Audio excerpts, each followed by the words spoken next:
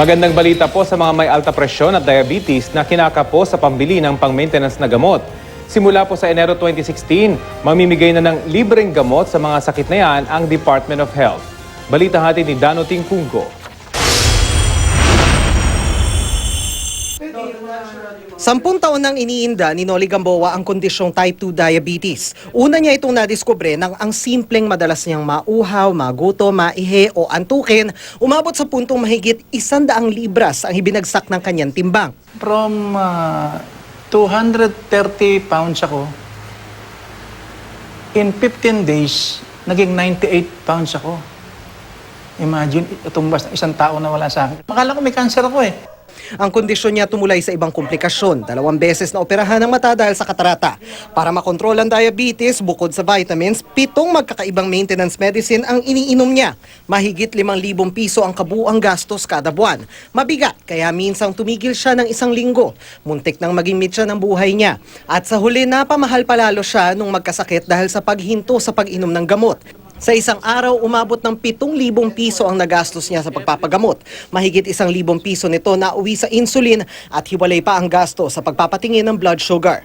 Kung tutuusin, hindi nag-iisa si Noli. Sa 2013 National Nutrition Survey ng Food and Nutrition Research Institute, nasa 3 milyong Pilipino ang diabetic, habang 20 milyon naman ang nilalabanan ng hypertension. Sa parehong survey rin, nanguna sa mga pagkamatay dulot ng non-communicable diseases ang sakit sa puso, cancer, diabetes at sakit sa baga. Mostly kasi the more common problem na na-encounter ng mga adult population natin are hypertension and diabetes nga. And most of the adults that we get to talk to are actually taking maintenance medicine. Palagi tayo nakakarinig ng mga pasyente na hindi nakakatanggap ng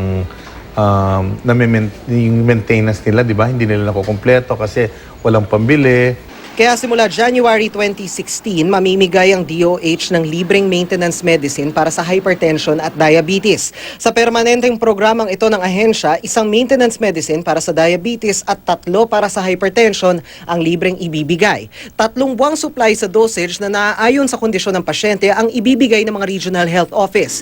Pero bago makakuha ng gamot, kailangan magparehistro sa DOH Hypertensive and Diabetic Club at magpatingin para malaman kung alin at gaano kadalas na dosage ng maintenance medicine ang nararapat. Kung dati na silang pasyente sa private, ma-validate din natin ng facility kung hypertensive ka talaga o diabetic ka. If the prescribed way for you to take the medicine is 2 times a day, then we'll give you your 2 times a day medications. Wala ring sinisino ang programa, libre ito sa lahat.